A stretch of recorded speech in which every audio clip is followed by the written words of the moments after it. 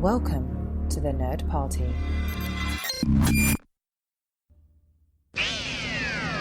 They can travel anywhere in time and space.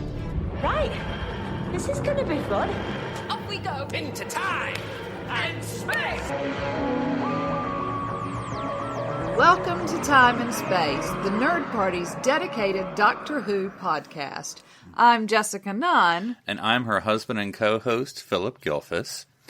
Well, let's see. One of the things we've been doing recently, Doctor Who-ish, is we've been listening to the David Tennant podcast. Yes. And how have you been enjoying that?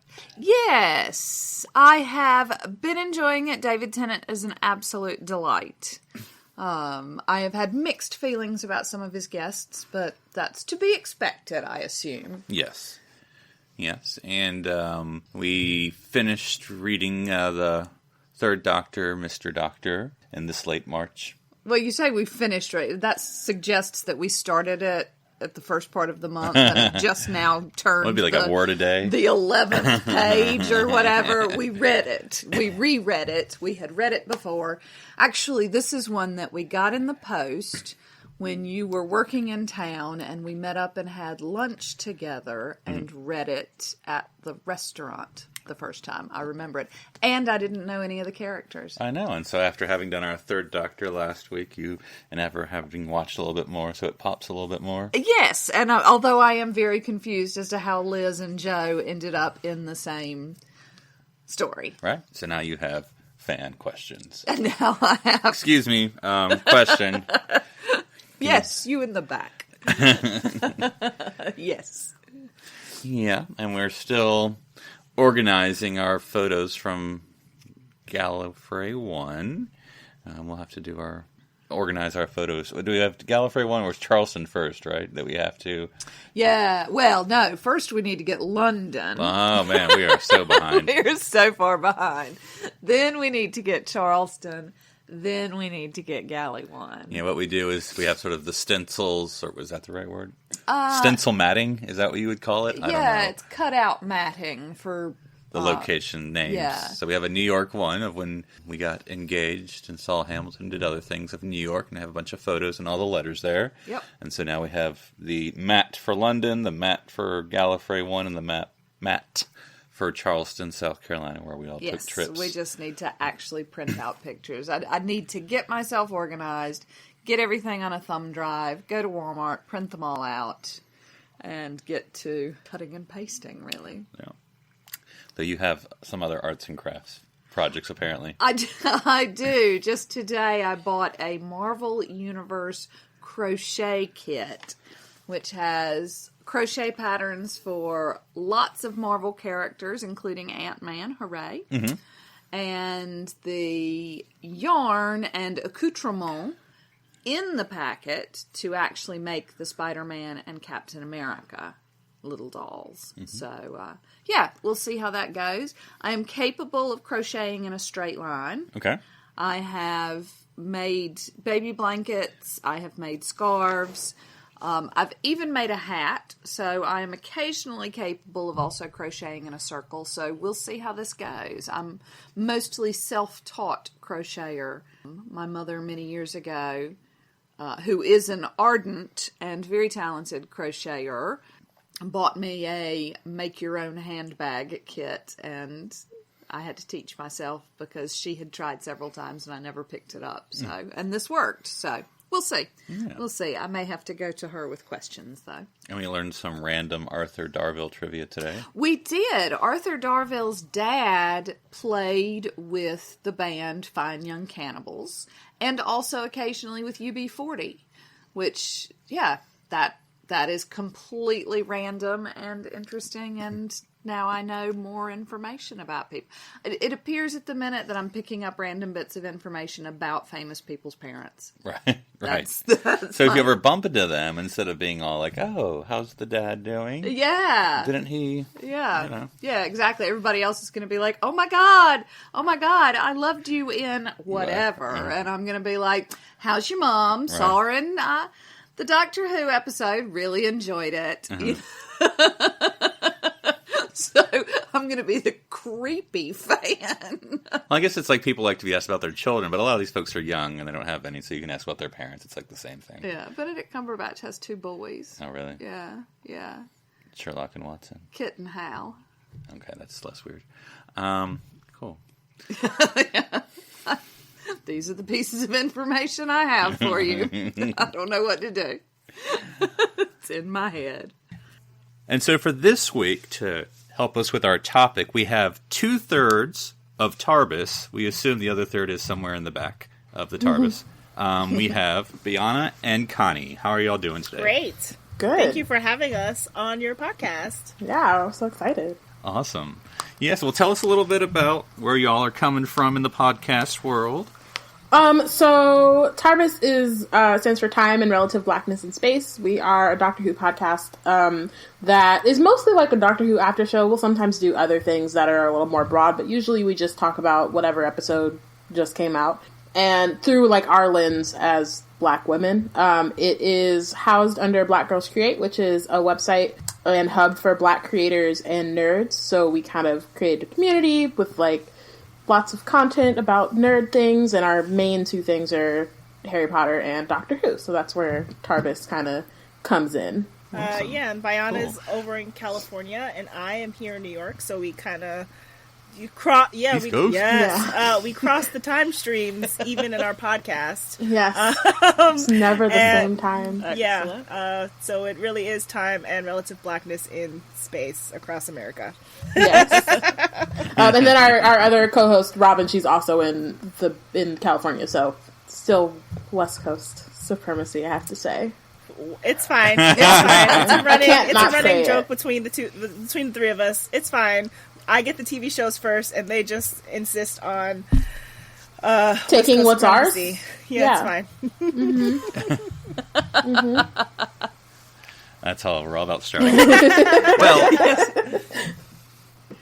to continue with us, I don't think it'll be contentious, but I think for a lively conversation, we're going to be talking about companions of color in nuWho. And so, I was going to say there have been a lot, but probably not, really. But there have been a good number. And so let's just start with a number, and that's 13. And that's the current series with Jodie Whittaker, with Ryan and Yaz. And I'll start arbitrarily, as the show does, and talk about Ryan more. But what did you all think with the new series, with Ryan being announced, however you heard it or whatever, and then seeing his whole character this whole series? What have you all been impressed or not impressed or whatever with Ryan as the companion? Well, I love him, first of all. Just put that out there at the front. I am the vice president of the Ryan Appreciation Club. I'm going to give president to Ty Gooden, who is a writer and huge Whovian. I'm going to let her have that title. It's fine. But he's... So do you have, like, the bicycle for 2 people? There was a lot of... He's on the back or on the front with you? There's a lot of battles between Ty and Bayana. It's okay. It's only been one, and I feel like mostly we've called a truce because neither of us are really about that life. Exactly. So really, we just are like I don't know. When it was announced, because you did ask like about when the casting was announced, I was excited, but I was also a little bit like wary, just because of past treatment of characters of color and specifically Black characters, and so I was like, okay, like we'll see, and then as it started, and they announced so like early that there wasn't much to do with that information. So like once, I was like chilling in a pizza shop with magic around. I was like, he's cute, and that's like all I know. But once we actually get to like see him, and he's like, in the story and a real character, I think he's awesome. Yeah, I think same as Bayana, just sort of like, yay, another. Well, I think it was mostly like, we can continue our podcast. Not that we weren't really going to. I think there was like a mini debate because, we'll get to talking about season 10, but there was we were all sort of like, I guess, do we want to do this again?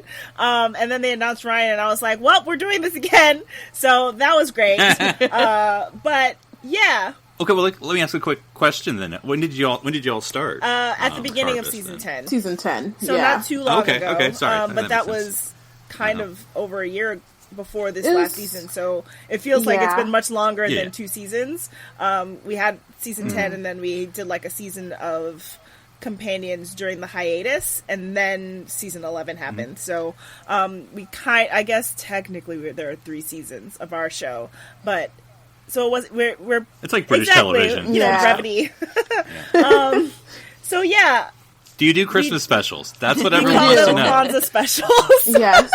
Oh, that's right. I knew that. I didn't know that. Yeah. Yes. Yeah, But we were do like, do them. Like, Yeah. they're cool. Yes. yeah. Well, The last one was, I like the last one, it. actually. Mm-hmm. Yeah. Yeah. So yeah, I enjoyed his arc over the season. I appreciated that he had one and that it was very strong. I appreciated there are a lot of small details that he gets, which we'll talk about. Yaz does not quite get as many, but I appreciate that he had a very, very much a fullness of character that I think a lot of the companions have, and kind of decreased over Moffat's time.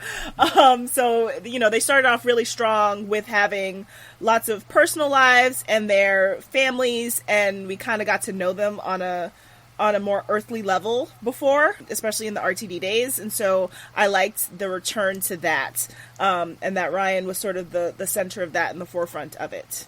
Yeah. Yeah. And I liked, I was going to say, I also liked that he got to, I think he was the most well-rounded of the companions this season. Mm-hmm. He got, he had a lot of, emotional moments, but he also got to be comic relief in some moments as well. And it felt balanced, you know? So that, that was also really helpful, because you could laugh and then you could be like, wow, now I, really feel for what you're going through in this moment, so. Yeah, because I'm trying to remember, was it, I'm terrible with names, Kerblam? That's not it. That's not what it's called, is it? Is that the one with the Amazon thingy? Yeah. Yes. Yeah. I don't trust myself. With his condition, it really, because they don't do it all the time, which is fine. You're not supposed to. But when they're going down the chute, and he's kind of hold on, I need to take a minute here.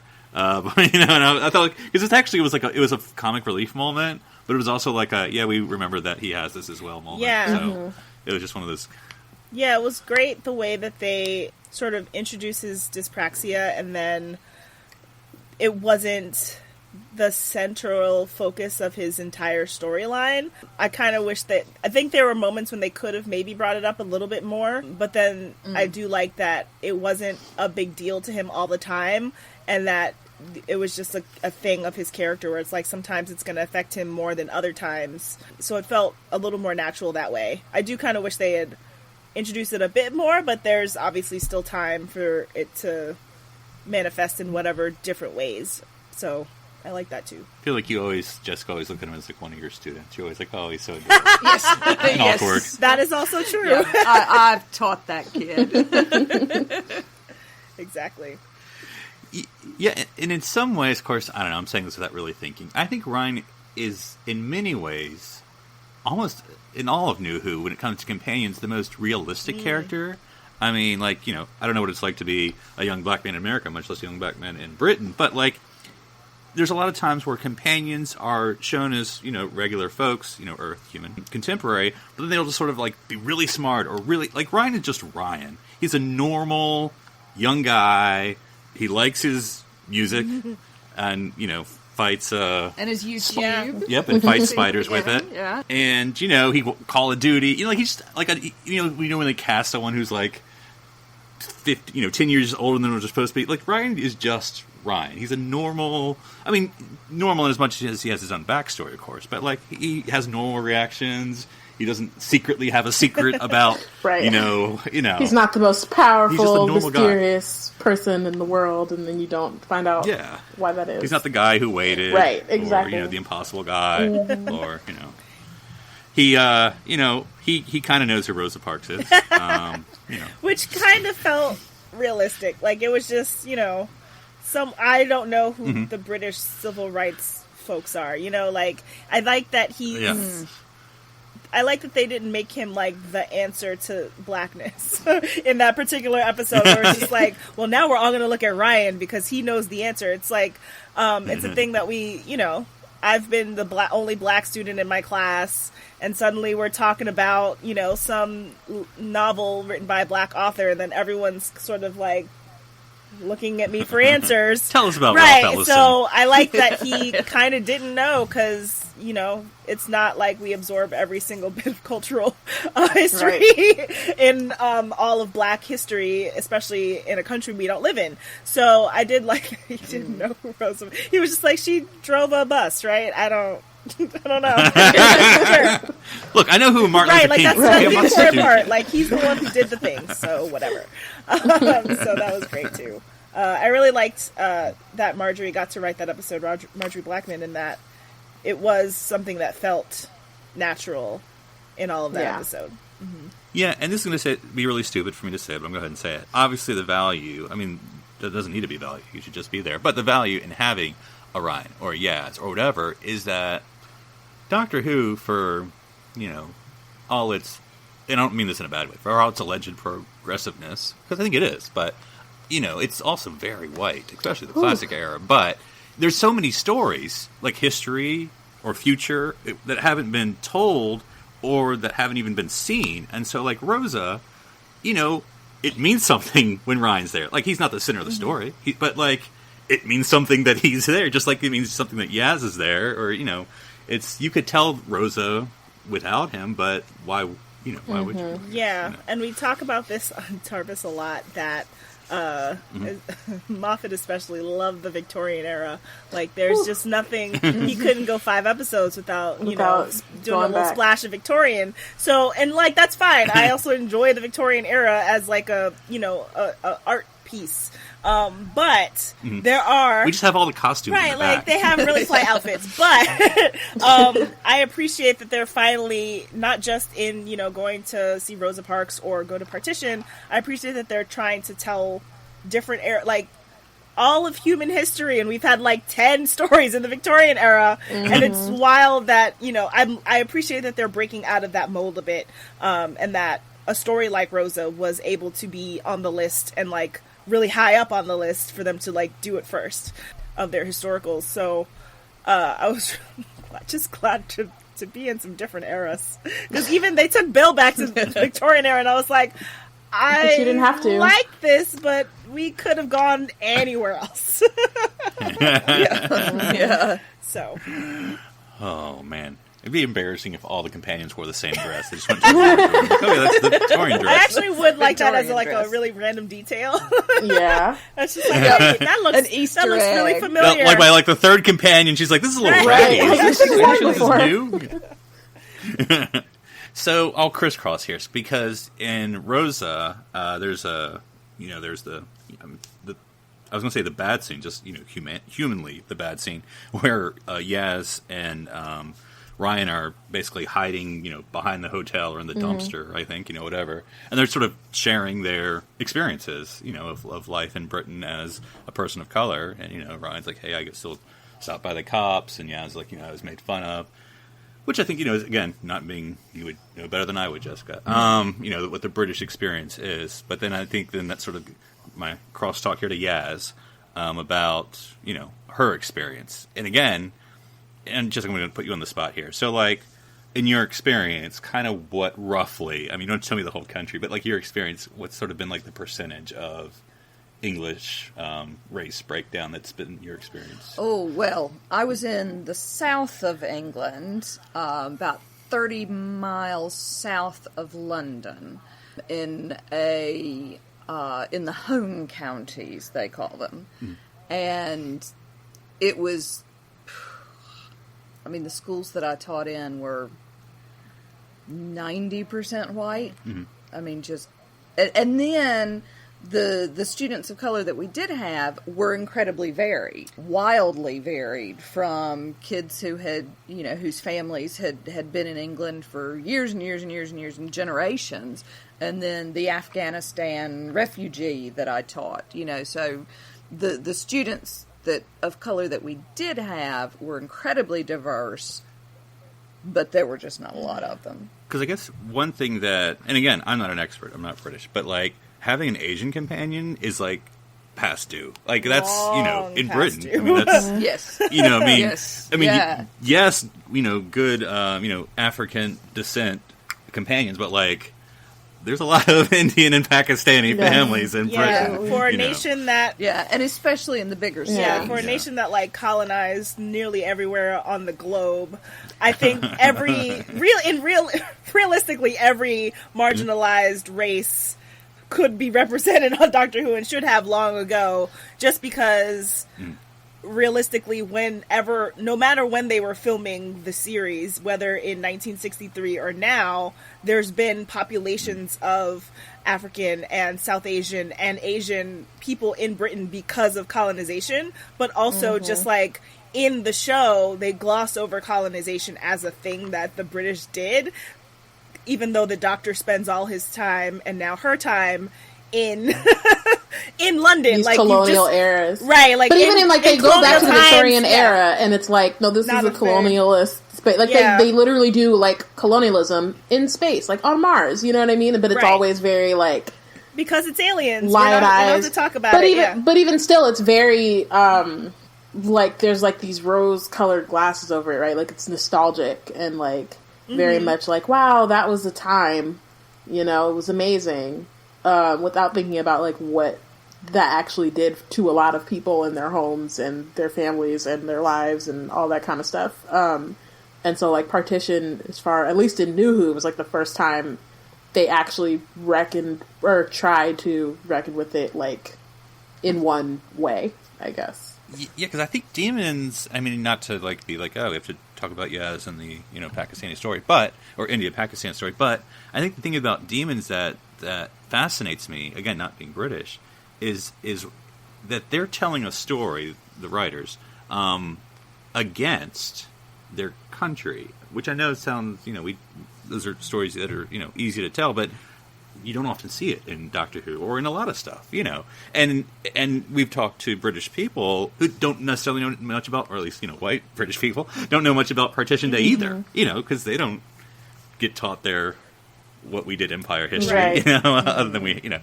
and so to me that's an interesting, what a British audience got from that, like, because in some ways you don't see the British or the Empire or Lord Mountbatten, you don't see them, you just hear them, but like this is what they did, and of course it's not just the British, there's a lot of dirty bloody hands in that episode, but nevertheless, it's a tale against the home country that's showing this episode. But at the same time, I think they also hedged their bets a little bit, because while it is an honest portrayal, it doesn't necessarily focus on the British. Yeah, we role don't really see any in of the British soldiers, or like we never see Mountbatten. They just like kind of briefly reference him, and the Doctor and Graham are sort of a vague representation of the white people that have caused all these problems. Yeah, the guy's like, I wouldn't really advertise that you Right. So, the only characters in the story that represents the actual bad guy of the episode are characters that we like and are on our side. So it's like a weird, as you were saying, they like hedge their bets in terms of like they don't actually show the actual enemy to what's going on. And I'm thinking about like, in America, our media does the same thing with like the Civil War, where it's like a lot of Civil War shows or media that we see is like, yeah, they'll show the fighting like on the battlefield or whatever, and then in that way the Confederates are very clearly the bad guy, but we still also get things like Gone with the Wind, or any number of like Civil War romance tropes and stories. So those kind of they also don't show like things like they don't show Union soldiers being racist, and they don't show like what I mean, like it's very like black and white and cut and dry. Like just because you're in the North didn't mean that you weren't racist. It just meant you were fighting for the country you lived in. So I think it's interesting to see it from another country's perspective, but it's also, we have to remember that we do the exact same thing. So it's fascinating to like watch it play out from an outsider perspective. Yeah. Yes, yeah. And Phillip and I are both very, very Southern, from generations, and so, yeah, we're dealing with a lot of Confederate statues these days. Fun times isn't not fun at all. Though, challenging and much needed, Yes, a discussion that needs to be had. We have I a wish it county were. commissioner meeting coming up next month about, our county, so Yes. blah, blah, blah. Yeah. But anyway, so what have you thought, other than, we get it, doesn't have enough, we all want more, but other than that, what do you think of Yaz? Of her being in Doctor Who and being a companion? I like her a lot. Right. You need to see. I don't think you can have the conversation without having that conversation. Yeah. Mm-hmm.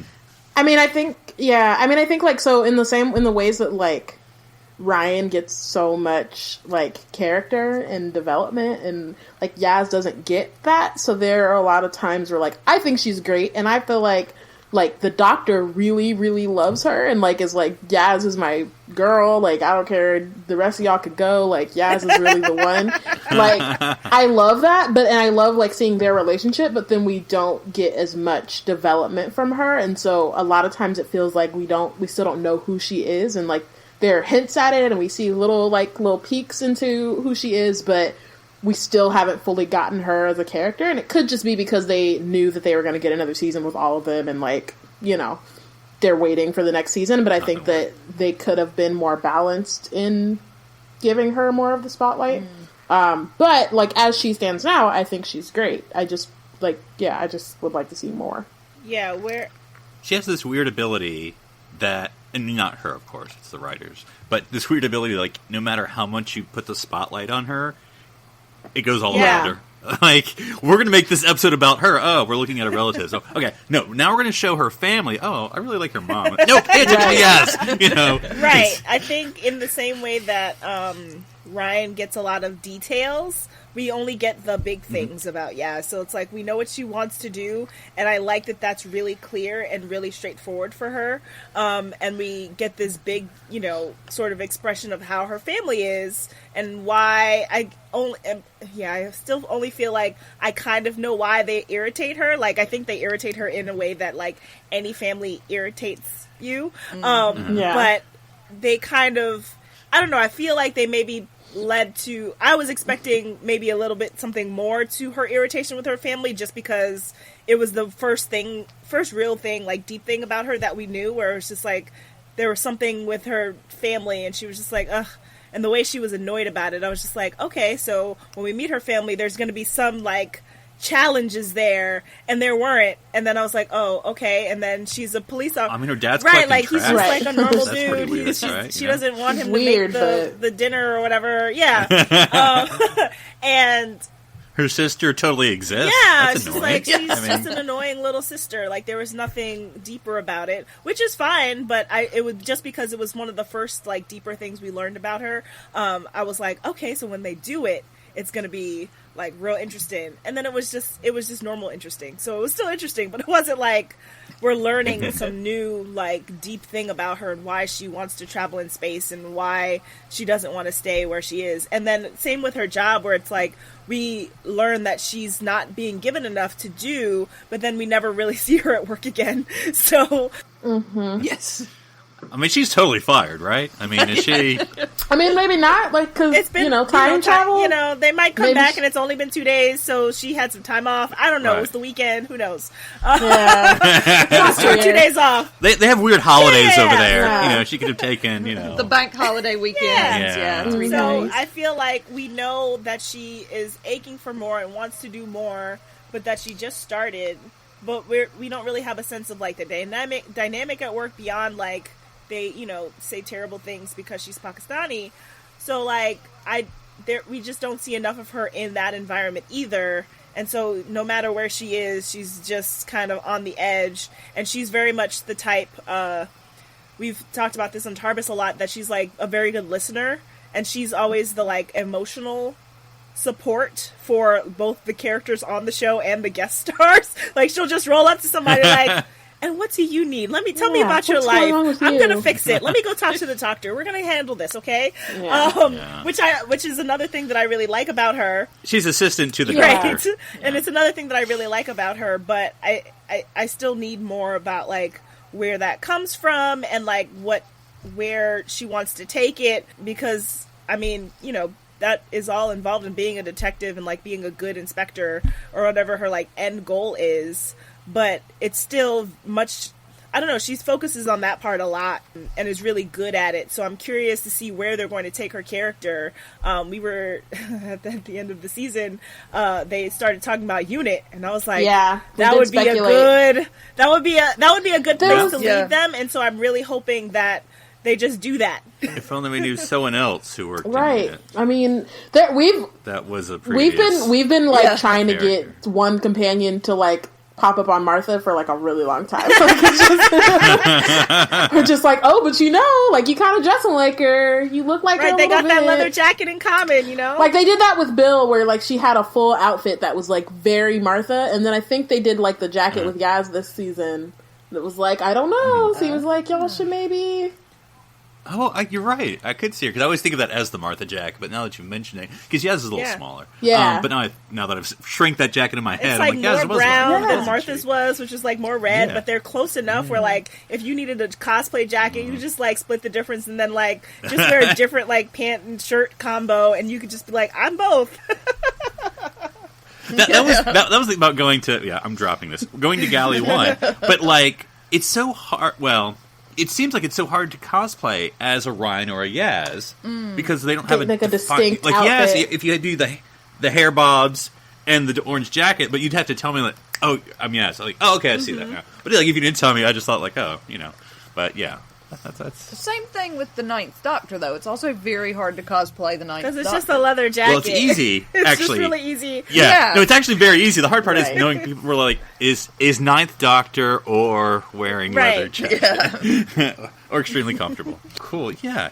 And I think and look, I don't know the accrue social politics of Sheffield, but becoming a police officer as a young Muslim, Pakistani background, I mean, that's something, right? I mean, that's, that's I don't know, maybe that's normal, but I don't, that's the police often can represent something, and the fact that she wants to be that, I mean, what drove her to, right? And that's like exactly why, like that's such a big decision for that community that's why I feel like we need to know more, because like if somebody in my family is like, I want to become a police officer, I'm like, so tell me. Start at the beginning. Where did this come from? What is your impetus? What is leading you to this decision? How did you get here? Like, I just have a million questions, and I think it would be the same for Yaz because it's never an easy decision to try to be the first or the only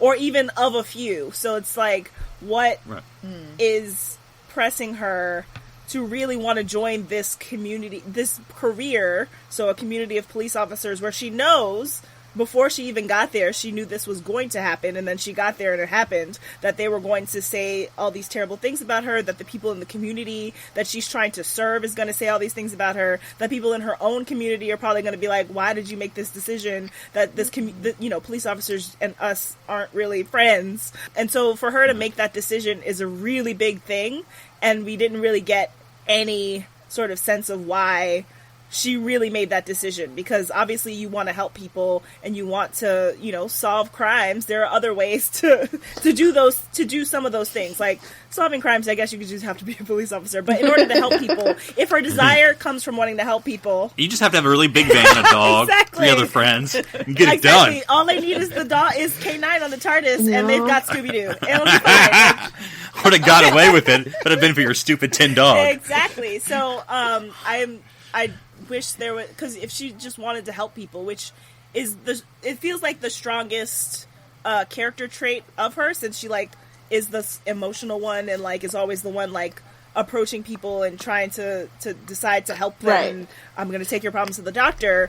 There are other career paths for that. So that's what makes me wonder why police officers specifically, and I wish they'd kind of told us, or at least like hinted at it. We do also see in like her body language, later. like how her training kind of from being a cop like comes through in certain moments, which is great. I think in terms of the listening, it's kind of like one of those things where it's a great character trait, but then also contributes to her not having more character traits, because a lot of times she's just sitting there and then you're thinking, like there was a moment in there was the moment in the one with taking the notes on her pad where like Ryan is going through this thing, like kind of coming to this epiphany about his dad, and like Yaz is talking to him about it, and I felt like that was a really great moment, but then it was like, okay, what about Yaz? Like it just felt like the conversation was like left without any like reciprocation, like, you know what I mean? It feels like oftentimes, I think the only time it's been balanced conversation is in Rosa, where they both kind of shared their experiences,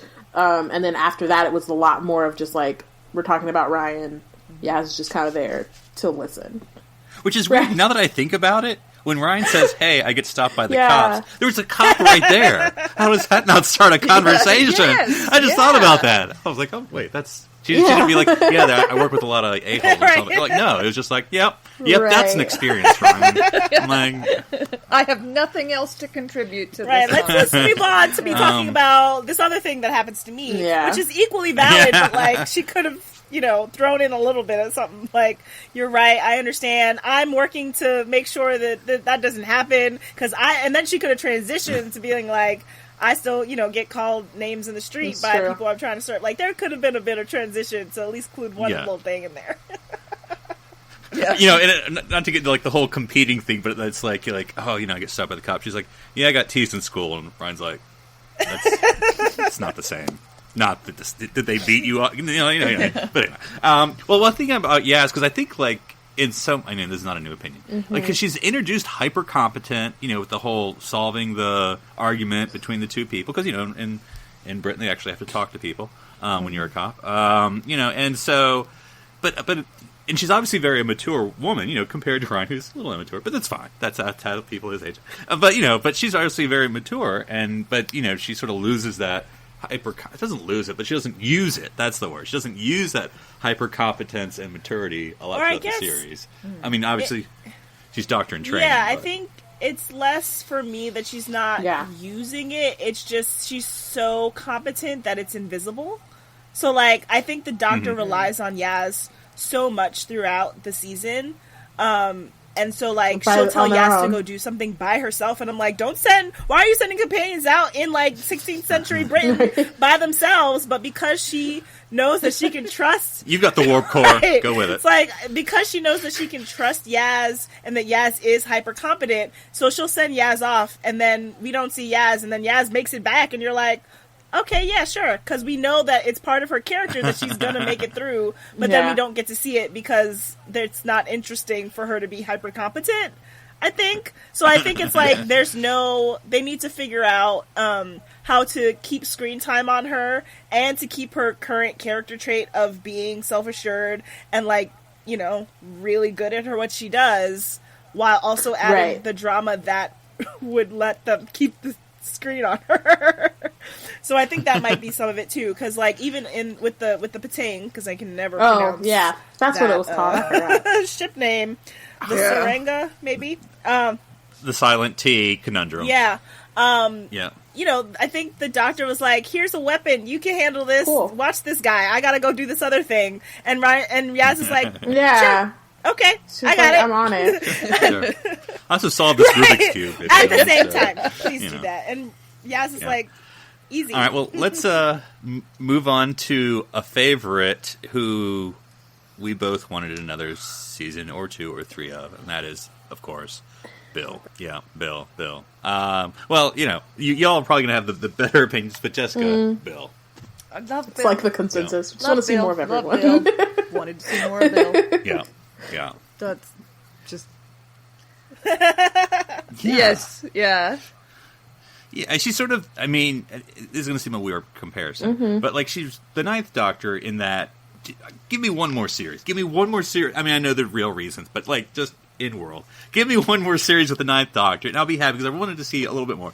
Bill, give me one more series with Bill. Like, I wanted a little bit. Yeah, I think that... It's not that I don't think we didn't get to know her per se. Yeah, I think Bill started off really great, and like her character traits were defined. Her, like, what she wanted was clearly defined. Her relationship with the Doctor was clearly defined. So, like, and then she was just great. She was just really fun and, like, hilarious. She had all of the questions and just was, like, it was nice to get a new person in the TARDIS after having, like, Clara and then before, like, Amy for, like, forever. You know what I mean? Like, we were like, okay, whether you like them or not, you just, at this point, have been with the same people for the past 6 years. And it's like, okay, can we get somebody else? And we get someone else, and she's really awesome. Her, like, character and, like, how she gets treated declines with the show. Like, as that season gets worse, it's, like, in direct correlation to how she's treated in the series. And so it can be really frustrating because I remember, I mean, like, this was our first... On TARBIS, this was our first season, so we start off, and we're very excited. Are really excited. We're just like... Ooh, those and it's very episodes, much like, so on our top of this, voices like, were she's bubbly. the second We were real excited. companion of color. And so we haven't had anyone since Martha, and Martha got the short end of the stick as well, and so we're like, okay, but it seems like they're doing better. There were, like, very specific things, like, in the Shakespeare Code, Martha's like, hey, am I safe in the past? And the Doctor's like, yeah, why not? It's fine. Whereas, like, then Bill is like, hey, am I safe in the past? And the Doctor's like, that's a good question, I don't know. Which, like, at the very least, at least he acknowledges that he doesn't know and can't keep her safe in that instance, and I think that they do much better in this past season with 13 and Ryan and Yaz, but, like, at least there was some growth, so then it felt like, okay, like, they're trying to do something here, and then it just, they don't do something, they just make it much worse. Where they started, it, like, starts up and you're like, cool, and then all of a sudden it's, like, all the way down on the ground and you're like, wow, so I just got really hyped for you to just, like, do some really awful things. So, yeah. No. Yeah. Mm-hmm. Yeah, we didn't appreciate how her character ended. And I think there's, like, the episodes themselves feel kind of all over the place, and I don't quite understand what's happening. But even just focusing on Bill and her character and what she goes through, it's like she's taken into space with the Doctor and someone who is very keenly untrustworthy, and then she's shot, which is, first of all, what other companion, especially in nuWho, has been physically, right, killed in such a way? And, like, I know, there's, like, a loose... Not magic right, killed. like, with Clara, at least, there's, like... It's magic killed. Like, a raven flies into her chest, and then she's fine later. In a more immediate fashion than Bill experienced. And then, like, Amy obviously is just transported to the past. Like, she doesn't technically die. Like, she doesn't actually die. She dies right, of old age. And we know that she dies of old age later, but her end is not such a violent end. And so, Bill is shot in the chest, and then she's turned into a Cyberman, which, first of all, happened, like, they did that with Danny 2 seasons ago. They literally just did that. But and so... I have to say that when I just listened to y'all's TARBIS, I don't... Yeah. I know that, but I didn't connect that. It was... And you said, though, like, the same thing. Honestly, the other thing, too, is that what bothered me is that cyber conversion. And, also, her going off with, what's her name, was just like Clara going off at the end with Lady Me, right? Like, it's just, like, it's all very, like, derivative. But it was very frustrating because even just the optics of, like, Bill getting shot was, like... Yeah. Like, even separate from how other companions have been chosen, the optics of it were not great either. And so it just felt like, how are you going to be this tone deaf? For Black Americans watching this show, and probably British Americans too, but especially at the time, like in choice. 2017, it just rang the wrong way, and it just felt very much like you're just not watching any news. And I understand that, like, it's probably more heightened in America, but I know that it's happening in Britain. I mean, as well. I will say so also just like pulling back from the anger. Oh boy! Bill, one of the things Bill also kind of falls into this trap, or like her characterization falls into a trap that I would argue that, like, all of Moffat's companions do, where they, like, don't really have family. They don't really, like, you start off and you introduce these people, but then they never come back up. You know what I mean? Like, she has her foster mom. She never comes up again after maybe she shows up maybe 2 episodes. Like her real mom is like seems like it's going to be a big thing, and then her whatever like the connection becomes real anticlimactic, and you're like, oh, that was what it was. That's confusing. And then that time she like moves in the house with a bunch of people, and then like they all survive. They're her friends. They all survive, and she doesn't see them ever again, even though none Those of were them her die. friends the entire time. Them. Did you not? Yeah. Right. So or like even it's mention very them, like, it's, oh, and then even I like need to go Penny back There's to a my group house. WhatsApp, and it's that fine. never You know. comes to. But then like the one person who like she met one time, and then she comes and is like, here, why don't you like just instead of going with the beginning of the doctor season. and Look, people who once you you go drop know a and water, like love, how about just you come know. with me into time and space? And it's very like it just doesn't make a lot of sense, right? And it feels like they had. Who doesn't. We didn't Right. know who she was. When she popped up Like, again, I Bill didn't even remember her actually name. interact Yeah. with her in a way that Right. made me feel like she should want to spend the rest of eternity with her. And I have to watch that again because, like, there's a moment of Star Eye, Right. whether like the real Star Eye girl and then like the alien not clear. takeover Star Eye Right. girl, like which one did she fall in love with, and which one It wanted to must take have her? been- You know, Yeah, because she leaves with the Oh. alien Star Eye girl, but Heather, that's her name. I was like, I actually know her name, but I'm pretty sure it's Heather because we ranted about Nerd. Heather a bit on the show.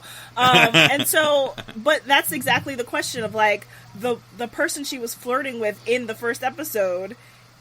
Was that the alien the entire time? Does that person exist as a real person in the real world who then disappeared and died and turned into an alien, or was it just the form that it created? Like there were no answers, and I just didn't trust Bill going off with this person when the doctor's gonna be fine. mean- Like I know that it's also the fault of, and I'm sure they did this on purpose. Like Right. the doctor hardly ever tells the companion, by the way, I can regenerate and I'm gonna look new. Like he said it maybe a couple times, or like he'll start to talk about it to some people, and then it's like, I'll tell you more about that later, and then maybe he'll tell them She's about just it later. mentioned it. And even 13, she hasn't really dropped this bomb on Yeah. it. She's just sort of like, it's a thing I can do. I used to be different, just so you know. Yeah. But they never really She go expl- through she- the motions of like, by Right. the way, let me sit you down and let you know that this is what could she happen. doesn't open up the wallet with like the 12 photos that come out. You know, and, Exactly, like here's a slideshow on all the faces I've had and all the faces I might have. And so I'm sure That's they right. did it on purpose where they didn't tell She didn't Bill have to because leave like that way that. Bill could leave. But it just because we know. Yeah. She didn't have to leave like that. And then the Christmas special got really confusing with like it was just a memory or something. It was very Glass girl. confusing. So I guess she's still off with Heather. I don't. It just Puddle it girl, it yeah. all fizzled so badly compared to how have you written the fanfic with Someone should. Bill and Puddle Girl meets Clara and me? I and hope they someone have- has because They're just the like only Yeah. saving grace. right. That's right. It's like they just met in the middle. The next and they- International Women's Day, that can be the big finish. Right. All Written. women. And then they all show, meet you know. 13. Yes, that's the plan. There we go. That's the plan. There you go. Cool. Yeah, and so much more to talk about, but someone I've never talked about, honestly. And we just mentioned Yeah. cyber conversion. Danny Pink. I don't think we've There's ever a talked reason about for that. I was gonna say, yeah. There's a reason for that. I Bayana, go ahead. I have like a go ahead. Yeah, not go ahead. Just from visceral. her I'll give you the face floor. I alone. don't like him. Like I need him to leave. He's not our TARBIS. Bayana He frequently cannot says that join. Danny Pink is not allowed on our TARBIS. No. So you're channeling 12 right now. I will leave the door No PE. open. Yeah. But Bayana He's is not insisting allowed. that we shut the doors and turn on the shields. So I'm trying to Pretend you're not at I am home. in the process of like trying to convince her that I want on our other fandom side we have a shirt with all the black Harry Potter characters and it's so few that they fit on one shirt. And I want to do the same for the Doctor Who characters because again it's so few that they fit on one shirt. And I'm trying to let Bayana include Danny on the shirt. Like he has to be on the shirt, but he might like have to You can just put like a little like a tombstone. different color or He irks something. me. Like we're gonna figure it out. But like, He's okay, pink so tombstone. he's RIP. one of those people. So like, when they For announced reasons. that Danny was, like, this is the first black dude on the thing since Mickey, and they did Mickey so dirty. But I was excited, and I was like, okay, is this gonna be like a Rory thing? Like, he doesn't have, not like he's gonna be Rory, but like, or is he gonna like travel on the TARDIS with them? Like, what are his things? Like, he used to be a soldier. Cool.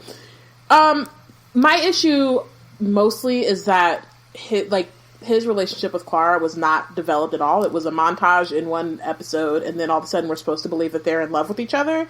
But they didn't do the real work to let us get to know him as Clara's getting to know him. So by the time he's meeting the Doctor, and then he's like, "What? Like, how do you know this dude?" He's asking all these questions, and he's like, why do you want to go see the universe? I'm just like, who are you to ask these questions? Like they weren't able, like, I don't know you. So I'm offended now that you're asking like Clara why she would want to travel in time and space. Like, I just need you, like, when she, other than like, what is she going to do here? Sit on the couch with you all night? Like, and like, why would she do that? Who are you? I don't know you.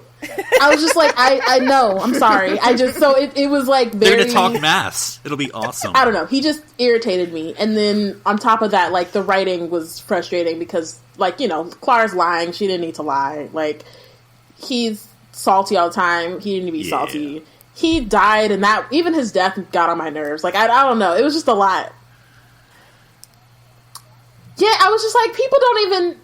It's like, I didn't like you, but you didn't have to go out like that. And then it didn't make sense from the future, like, grandchild that they had from the future who showed up. Like, that didn't make any sense considering the end that they gave him. Like, it's not like they opened a door for, it's like, oh, well, he died, but something happens and maybe, like, they didn't have to show it to us, but whatever it was, like, they could have introduced the door to open it where it's like, you could guess that later on a child appears or whatever. Right. You know what? It was the same child under the blanket that we never saw. So that's when Danny was a kid. And then, so, Yeah. And the thing that I get frustrated with Danny is the way that the Doctor talks to him. I was watching season 8 for a second time, and literally the moment the two of them meet, I turned it off and I skipped to season 9 because I was like, this is how the rest of it's gonna go. Flatline. It's gonna really annoy me. I think I maybe watched, what's the one that you always tell me to watch by Flatline? Yeah. Riggsy. So I watched that one because Danny's barely in it. He's great. What's his face? I'm sorry, I don't remember his name, but he was... Riggsy. We do love Riggsy. He goes on our T-shirt and is allowed in our TARDIS.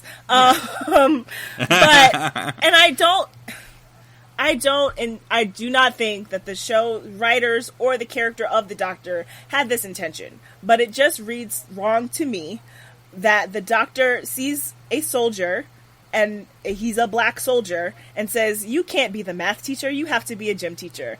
Soldiers, and I know that he means it in the soldier sense of like soldiers are jocks and they're not smart enough, which first of all, how dare you, like there's definitely math involved in being a soldier. It's like hey, those artillery guys like and there's girls. a million jobs in the military all over the world. You can be however smart you want. So that rubbed me the wrong way, just like as the Doctor being like weirdly annoying about it. But then when you add his race on top of it, it's just like there are centuries of white people, older white men especially, telling younger black men that they can't do something, or that it doesn't make sense that they are what they are, or as smart as they are, or as capable as they are, and for it to be a character that I like and that I love, especially during Capaldi's first season where they're still working out the kinks, where it's like, I actually don't know if I like you yet, and then here you are telling this black male character that he's too stupid to be the math teacher, he must be the gym teacher, really irritated me. And so and I know that that's not what they intended, but that's part of the problem with a lot of media, is that like no matter what, you may have the best intentions and may not have improper intentions, but it does matter that you have to remember that there are people not like you and without your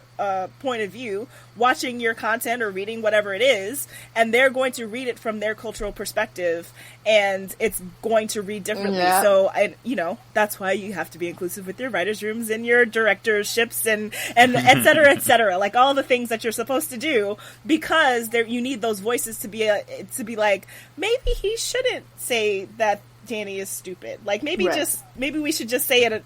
Maybe they can, butt heads a different way. And so that just really... Or that the little girl isn't special. I can't remember her name. Yeah, like they introduced that one random girl in that one episode, and then we kind of never really see her again either.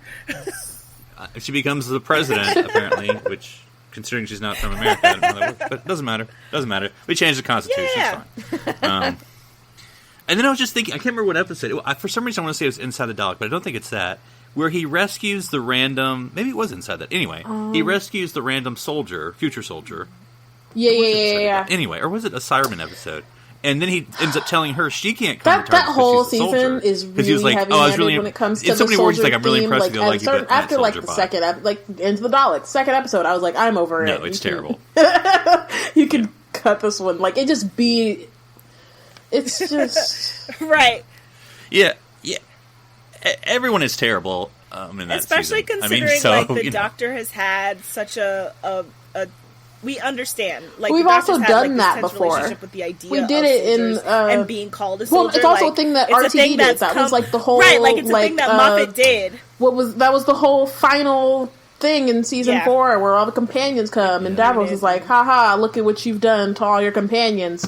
Like, we did that already, so like we don't have to do it again. Oh yeah. And then and Moffat did it in 6 with like A Good Man Goes to War. So like twice is enough. Yeah, we know. Yeah.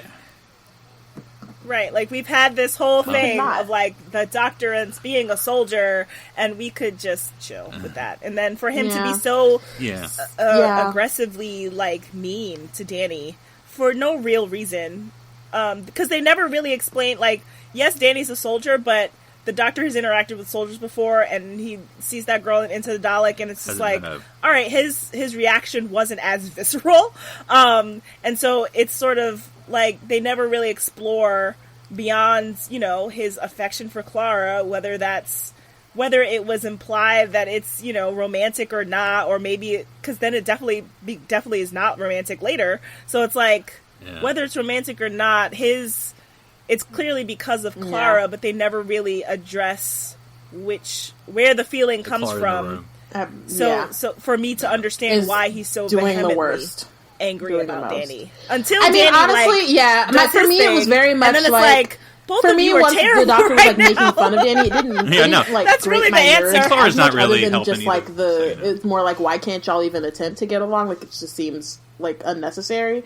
But also by that point, I didn't know Danny. You know what I mean? Like, by the time they start fighting or whatever, like, we still don't know who Danny is. And so then all of a sudden they're fighting and he's talking about stuff, and I'm like, I'm gonna side with the one that I know, and I know the Doctor, so I'm like, whatever. Right, so like, who are you? Right, you can't just like, we're watching the show because we want to travel through time and space, so I'm not going to side with the character that says don't travel through time and space. Not get into like, that's just math. Cockfight. Yeah. It just and again, everyone's terrible that season. Sorry, that's my thing. But like Danny, I don't know, and I say this as someone who's a combat vet and was an officer. But like the soldier has PTSD, and I'm like, okay, I mean, yes, but like it's a kind of like played out tropish. story. Yeah.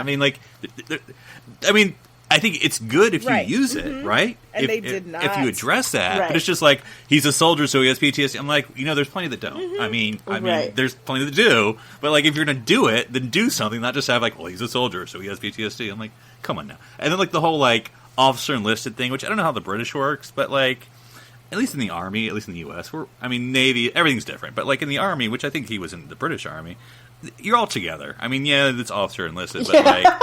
This whole like, it was he's so irritating. Oh yes, sir. And then like, it's like. But I just felt like, why would Danny? We know Moffat we know Moffat didn't know what he was doing. I just feel like both of them were unnecessarily upset at the other. And again, I am like, I'm here for the Doctor. So like, yeah, both of them. Yeah, that's not going to change because I would just stop watching the show. So, right, but like, which I did briefly. Sure. Yeah. No, I did too, honestly. I stopped with 12, and then I came back a year or two later, and then I was like, I guess I'll catch up. Like, oh, Bill, okay. I'm on board now with Bill. We can reset this thing. And that's Soft why, reboot. like I said earlier, after we got through with season 10, after 9 and 10, after 8 and 10 with the Black Companions, I was like, if they don't have a Black Companion, we might not need to do this again. And then they introduced Ryan and was like, us back in. okay, we could do this I again. love this show. Such a good show. They would keep reeling us back in. Oh, man. Oh, love it. Love it. Cool. Well, we've gotten far with just hitting two doctors, but that's fine. Oh, let's do it. I think Martha and definitely Mickey. have to come back Martha and and spend Mickey? a whole Yes. time on Martha. Yes, love and- Mickey. We can do that. He's great. Yep. And Jessica wants to talk Mickey Ricky. Yep. Yes. Yeah. So definitely. No, I do remember the end of time when those are the great final scenes of the 10th Doctor and all his companions.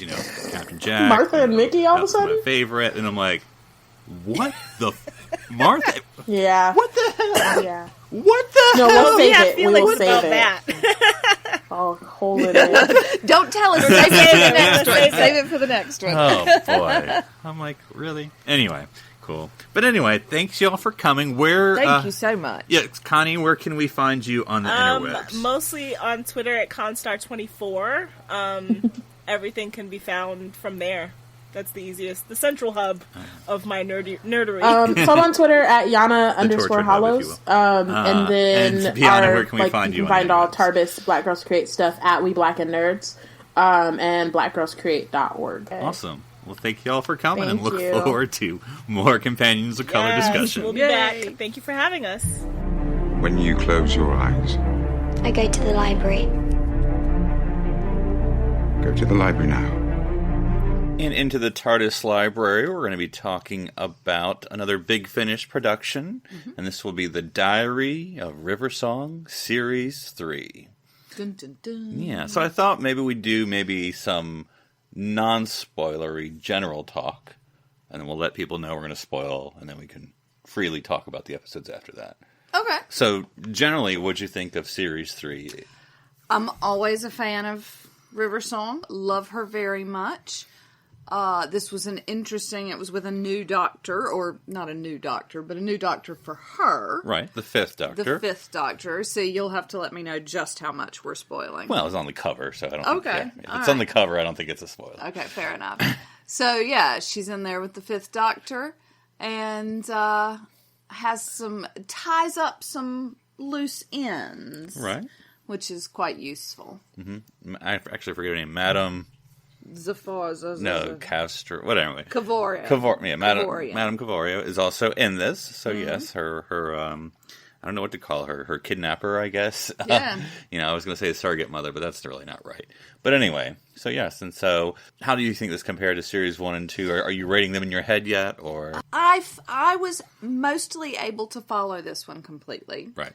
So I think right now it rates relatively highly on my list. And did you have, of the 4 episodes, so the 4 episodes, as there always is in this box set. So we have The Lady in the Lake, we have A Requiem for the Doctor, we have My Dinner with Andrew, and The Furies. What was your favorite episode? I think my favorite was probably My Dinner with Andrew. That was my favorite, too. Yeah. It's very timey-wimey, we'll go into it. It is very timey-wimey. But I think it worked. I think it is. It did venture close to the line of not being able to make sense, but I followed it. And I followed it. Yes. And I don't always pay 100% attention. So the fact that I followed it, and I loved the waiter. yeah, Maitre d'. Maitre d', yes. He was fantastic. So I enjoyed all of the characters. Sure. So let's go into our spoilery discussion here. So if that's not you feel free to take off. But anyway, so episode 1, The Lady in the Lake by Nev Fountain. Would you like to read the synopsis for that? Yes. On Terminus Prime, clients choose their own means of demise. Something exciting, meaningful, or heroic to end it all. But when River discovers that there are repeat customers, she knows something more is going on. She begins to uncover a cult with worrying abilities. Its members can apparently cheat death, and that's not all they have in common with River. So I thought this was when I first got the premise, because it actually takes a while for the premise to come out in this episode, but the premise that River has been cloned, for lack of a better word, or at least her DNA has been taken, by Madam... I need to write it. Kavorian. Old one-eyed, what's her face, with the eye patch. And so now there's sort of these other versions. She's not one-eyed. You have to cover your eyes so that you can remember the silence. Right, which did not appear, and that's actually slightly frustrating. But anyway... you don't think they appeared. Did you have your eye patch on? Exactly. But, so there's these other versions of... Not like... They're not River songs, but they're just basically with her powers. Yeah, in fact, with this one, the majority of her clones are men. That's true. Not all, but yes, for the majority. And so I thought it was an interesting, in as much as it is the sci-fi premise, that you had this planet where you can go kill yourself, and there's just a bunch of ways to do it. And yeah, like burning at the stake, right, or being killed by a dragon. There are lots of different options, but the controller, whoever's in charge, is very clear that your death itself is not painful. No, yes. So burning at the stake, Or you have metaphorical death. Metaphorical death, also quite fun. Kevin. Yes, Kevin. Quite enjoyed Kevin as well. Mm-hmm. I like the premise that Madame Kavorian wasn't putting all her eggs in one basket with River. Sure.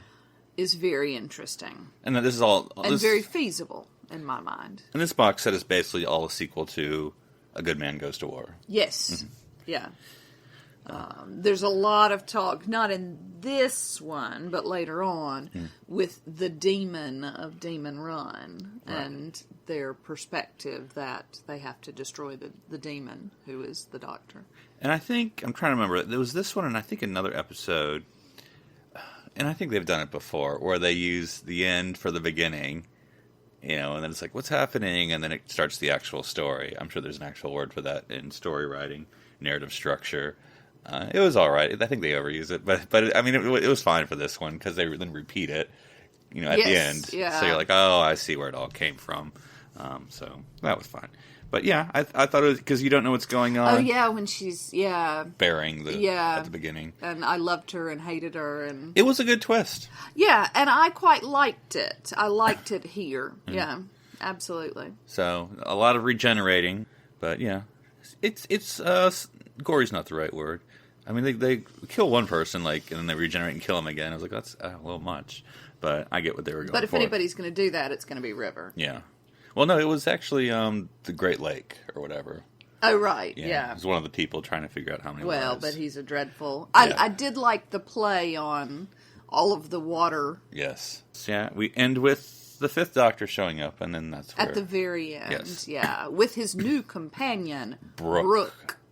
Which is automatically suspicious. That's right. We were all like, oh, Nissan Tegan. So, yeah. So that was it. It was all right. Yeah. Great. I mean, well, it was more than all right. But it's just, it's like, 1 through 10, it was a 7. Good, but not great. Yeah. Probably my least favorite out of the 4. Really? Okay. But still putting it at a 7. Okay. So then we have A Requiem for the Doctor by Jack Rayner. River has joined the Doctor and his friend Brooke on their travels, and they stop off in 18th century Vienna. Brooke thinks history is dull, until people start dying. Mozart's legacy is not just his music. River has more than one mystery to solve before a killer is let loose on the people of Vienna, and on the Doctor. This one, it was alright. Not my favorite. I mean, not that it was bad in any way. It just seemed sort of a little bit more generic. It would have been more interesting maybe to have Mozart more in it. Yeah, although he dies. Yeah, he dies at the very beginning of it, and then it's about his requiem, and this medicine. Yeah, the medicine was a little bit confusing. It just seemed to have so initially it's not medicine; it's poison. Right. Sorry, but it's apparently poison that anybody can ingest, and you'll be fine. Until somebody starts thinking terrible thoughts about you in your vicinity. Right. And then it sort of... Explododies. And sets things off, and you kind of explode from the inside. And so, okay, there's that premise. Then it turns out that, good thoughts about somebody in their vicinity can extend their lives. So that's an addition. And then it turns out that this thing apparently doesn't have to be ingested. It can come through Mozart's music, which somehow he accidentally put into his... And so it felt like they changed the goalposts a lot with this one. So, and then that therefore made the ending rather confusing. Yeah, and I think if this was... River Song, most of the stories, I mean, by the third series we know this, they're all sort of serialized. And this is actually probably the most standalone episode, to tell you the truth. I mean, it's just it'd be fine as a standalone. Like, yes. It's not really part of the larger story, other than there's this mysterious Brooke, and she has this rivalry with River, but I mean, that you could... Not, and then you find out eventually why, maybe. But doesn't really have anything to do with just like, it's just the Fifth Doctor and an adventure with two companions. Yep. And Mozart. Right, which is not bad, but it's just sort of like, okay. Yeah, I would have liked to have seen more, perhaps, of Brooke and her ulterior motives seeping through. Or maybe that us, because we are suspicious of her automatically, maybe building up her, like, oh, no, she's fine. And we're like, oh, we accept her now. And then the hammer can come down in number 3, Yeah. Yeah, I felt like there were a lot of options that weren't necessarily used. It's just a straight story. Yep. So, yep. You're good about it. That's okay. All right. So how about our favorite? Go ahead. My Dinner with Andrew. I'm going to need you to read it because it starts off in French. Welcome. Oh, sorry. Welcome, mesdames and messieurs, to the Bumptwist Gastropod, the most exclusive, most discreet dining experience outside the universe, for the restaurant exists beyond space-time itself, and the usual rules of causality do not apply. Anything could happen. It is here that the Doctor has a date with River Song, et with Morte. And with death. Yes. Yeah, so this was timey-wimey. Really, really timey. Except not timey-wimey, because time doesn't exist. Exactly. It's sort of Back to the Future, too. So, in the extras, they sort of described it as a farce. Funny. I mean, but I get what they're saying. But it's still a farce. I know, I get what they're saying. It's sort of this mistaken identities and knock him out, and then we have to knock the other guy out. And then you have got to take your clothes off, and you've got to, and then and of course your French maitre d' who makes everything possible. Who makes everything possible is just completely unflappable through the whole thing. But it's some running gags if I've said too much. Yes, yeah. It is good to see you again. Yeah, and I mean the Andrew part's My Dinner with Andre, by the way. I hope we noticed the reference. Yes. The Andrew thing's a little Deus Ex Andrew, Deus Ex Andrew, yeah. Because for one thing, I don't per se mind what they did. That the river at some random time in her life was unearthed and randomly met someone who looks exactly like the Fifth Doctor. I mean, I'll buy that. But I wish they had ever come back to that scene. Like, what was she doing in that moment? Okay. What was that adventure? Yeah. Where she'd met him. Like, I would love that to be included, like, either in the first series. I was going to say, or, like, the maybe sixth that series. Sort of, yeah. Some passing reference. We're like, oh, that's where that was. Yes, that would have been fun. Uh-huh. That would have been fun. If it were in the first episode, for instance, that she accidentally she's on her way to this death planet or something, yeah, that would have been interesting. Well, because I guess I shouldn't assume it was Earth. He could have just been humanoid. Who knows? Anyway. Who knows? But yeah, so I did like the back and forth. I admit the ending with the death of the Doctor was a little too like, oh, they just shot him. I mean, like, we usually dress it up a little bit more. Like, it just seemed like, of course, I guess that's what people always argue with. Like, well, in real life, the bad guy just shoots the good guy, but it's just like, that was the solution of how to kill the Doctor, just shoot him when he showed up. Yeah. Just seemed a little, okay. Well, and the stakes aren't particularly high because it's the Fifth Doctor.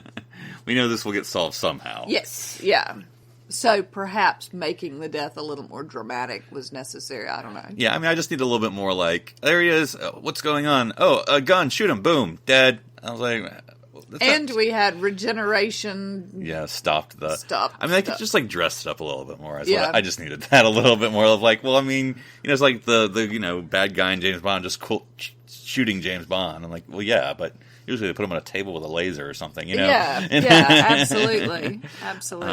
But anyway. But yeah, it was fantastic, and River Song continues to have to go backwards and forwards in time to try and fix things and make it happen and do all the things. And I mean, it was a little sketchy why she actually needed Andrew in the first place, but I was going to let it go. Why did she actually need a false doctor? And then it's like, oh, he's in trouble. Now I need another false doctor. Let me get a robot. Well, now I need another. Well, no, her intention was her whole reason for getting Andrew was that so he could be killed instead of the doctor. Right. Because that's what the maitre d' talks her out of. Because she had told Brooke that she had killed him, and then, yeah. Which is what, well, she was going to let Brooke kill Andrew. Right. Thinking that it was the real doctor. Yeah. The maitre d' was like, well, that's kind of cold. Yeah. Let's not do that. So then she needed another faux doctor, the robot. To then kill everyone or something. So, yeah, that was a little I was also a little, because yeah. there was a lot of background noises of, like, you were supposed to believe that the robot was sort of, scaring everyone. But I thought they said that the point of the restaurant is there's actually only one table. And I didn't feel that way. It was something about the time, like, well, we only have one sitting, but the reason you make a reservation is so he can change the timeline of it. Because he says, like, you can come in any time. Well, why do we need to make a reservation? Well, because then we can change the timeline so that when you do come, it will be available. So anyway, I didn't get that at all. Yeah, so I was always confused why there were other people. Okay. But anyway. I was comfortable with that. And no one ever actually ate. I guess it was just like real life on TV. No one actually. Yeah. Andrew was quite desperate to do it. And things did not turn out well for him. How did you like the format of the courses of the story? Yeah, I did think, oh my God, who is eating this many courses? Because he does, the maitre d' sort of frames everything with, salad. Salad, and then appetizer, and then first course, and second course, and third course, and fifth course, and 12th course, and then it's time for the palate cleanser, and then it's time for cheese, and then it's time for ice cream, and then it's time for coffee, and I was like, crikey, does this ever end? And the answer appears to be no, French people eat forever. Which, hey, not a bad way to go. I'm waiting for the French fries course. Again, you don't need to fill in every hole. But like where Andrew went back in time to the cafeteria or whatever it was, and met the French guy who was not French, and then eventually evolved the restaurant to change and make him French. It's a little hand wavy of like, well, how did that happen? And he's like, I've always been this way. I don't know. And they don't need to explain it, but I just feel like, interesting choice. Yeah, it feels like a flip rather than an evolution. Mm-hmm. And that's fine. That's fine. I could live with it. So, The Furies, the conclusion of this box set. Yep, I'm on it. Sure. Stories of the Furies abound across the cosmos, vengeful spirits hounding guilty souls to death. Madame Kavarian taught them to a child raised in fear, trained to kill, and placed inside a spacesuit. Kavarian knows the universe's greatest threat, the Doctor, must be eliminated. An assassin was created for that person. But if Melody Pond has failed, Kavarian will simply have to try again. This is probably matched for least favorite for me. Just because I didn't care about the clones. I mean, everyone did a good job. I mean, it's just sort of like, them for 5 seconds, and then I'm like, I'm not really that invested in. Yes. I mean, Brooke I get, but H1 or H2 and O, and then one time they said H2 and O, and I was like, water. Yeah. Yes. Yeah. She literally says H2. Oh, both of you know. And I was like, okay. Yeah. It's a lot of voices to keep separate. Yes, because H1 and H2 are twins. And played by the same person. Right. And then O is also it was a lot of voices to try and keep separate. And, I mean, it made me think about the whole story. Not this story, but the whole Madame Kavarian story. Because, just as a refresher, so this goes all the way back to the last episode of the 11th Doctor, where, the Time Lords have appeared, and they're only going to come out and reestablish Gallifrey if the Doctor says his name. And so the fear from some is that if we kill the Doctor, then he'll never say the name, and silence will fall, and then there won't be the Time Lords again, because I guess it was the fear if Gallifrey comes back, then maybe Time War, or, basically we're anti-Gallifrey coming back. So then you have Madame Quavarian and her cult, or whatever you want to call it, with the silence and all that stuff coming back. And all the that. headless monks. Exactly. So, but this whole thing of, the Doctor as the demon, and I don't know if, where's the evolution between we don't want the Time Lords to come back and the Doctor is a demon? That did that filter through some generations, or what was sort of that? And of course, maybe it's one of those Moffat things, Joey. You just don't think about it because it'll drive you crazy. Yeah, I don't think about it. I understand it. I mean, this is because they have this conversation, don't they? Where River Song says the word doctor. Yeah. In other societies means a warrior. Mm-hmm. It's taken on a different meaning over the 1,000 years that he's been out and about. Mm-hmm. So, I was comfortable with it. And the silence never showed up. I mean, I thought there'd be at least some sort of passing reference. Like I say, you don't know that they weren't. I would have liked more, maybe simply because I like my illusions, but I would have liked more reference and building up for these women to be the Furies.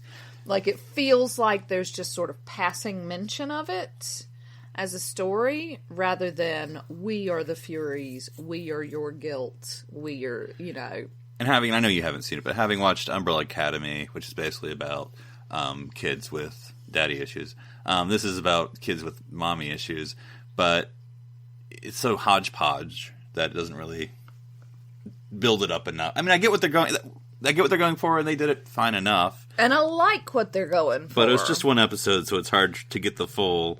And maybe also I don't know what the Furies per se are. I mean, I gleaned it, but I don't know. Maybe you have to be an educated audience member. I was just I don't know what you're talking about. I mean, I've heard, I guess, the Furies, so maybe it would have helped if they kind of.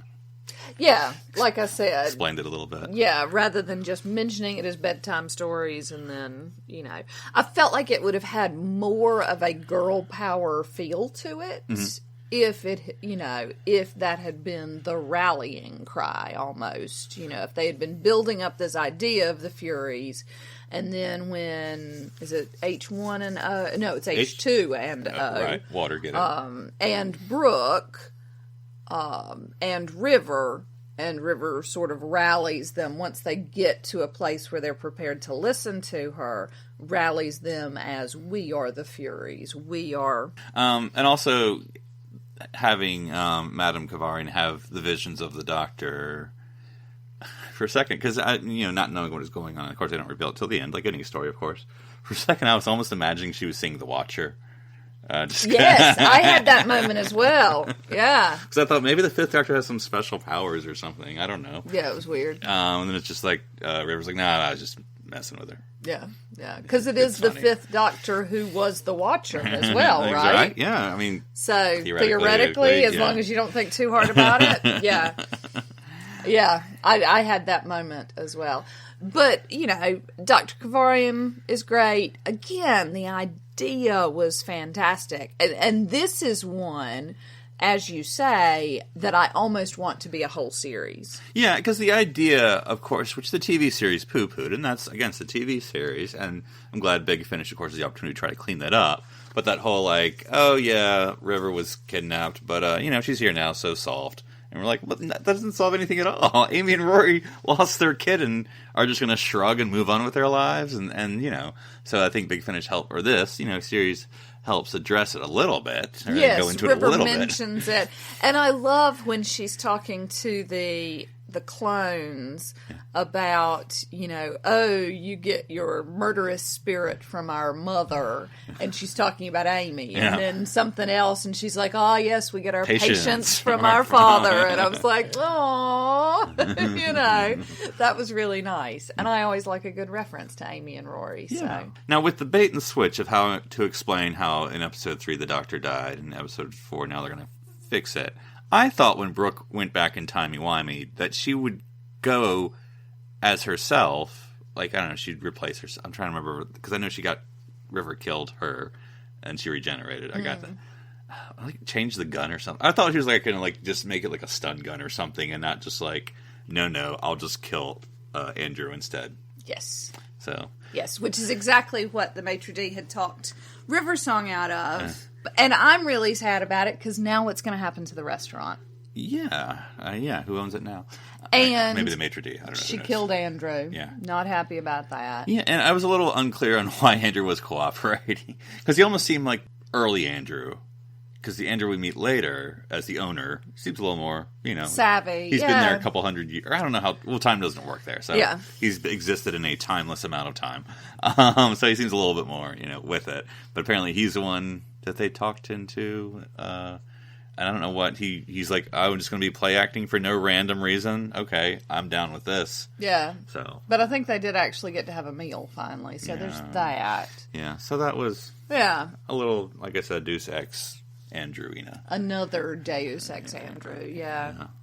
So that part was sad, and then I guess, and then one thing I was thinking about, of course they addressed it explicitly, but, it is true that even in the show, Madame Kavarian was taken care of in an alternate timeline, so they never actually did resolve her story in quote-unquote the prime timeline on the TV show. Yep. So they take care of it here in Big Finish. I mean, it was something I've never actually thought about, but then just even before they addressed it, just like listening to 2 or 3, I was like, you know what, they actually never took care of her. Yeah. So... Yeah.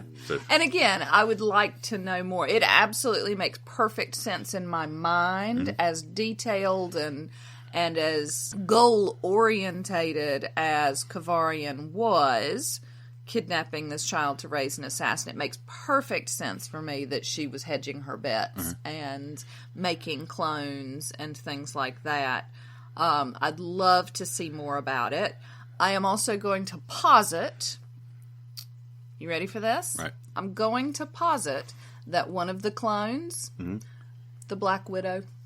There you go. I could get that. Yeah, that's what I'm going for. I can go with it. So then we've got our Avengers ballet, tie-in. and then, And so I'm going to assume, therefore, right, that in the Avengers Endgame, River Song is going to feature. That makes sense. I can see it. I mean, Amy's going to be there. Right. We know that. Yeah. Rory's got a decent chance. He's on something that's where he's a superhero. DC, yeah, but come on. So, yeah, I'm positing that River Song is going to show up and hang out with her parents. Makes sense to me. Yeah. One thing that also didn't make sense, but again, whatever. Because it seemed to be, if you believe the Doctor was dead, and they were like, oh, the stars are going out, and there's time, but that wasn't the Doctor. So, actually, none of that should have been happening. Yes. So, but whatever. Yes. Also, I do think that they had to kill somebody. Right. Because there were records showing that the Doctor died at that restaurant. Right. So I felt like that was that's true. Bit of a fixed point. In as much as it could be. In as much as it could be. In a timeless manner. Yeah. Okay. Well, anyway. So, yeah. So that was it. So, as we said, it was pretty good. I Series 2 was not my favorite. I mean, it wasn't bad, but to me it wasn't my favorite. So I was like, well, Series 1 leads the way, but Series 3 it's probably... I thoroughly enjoyed Series 3. Yeah. It was very good. Go listen to it. Yeah. So, until next week, enjoy listening, watching, and reading about the Doctor's adventures throughout time and space.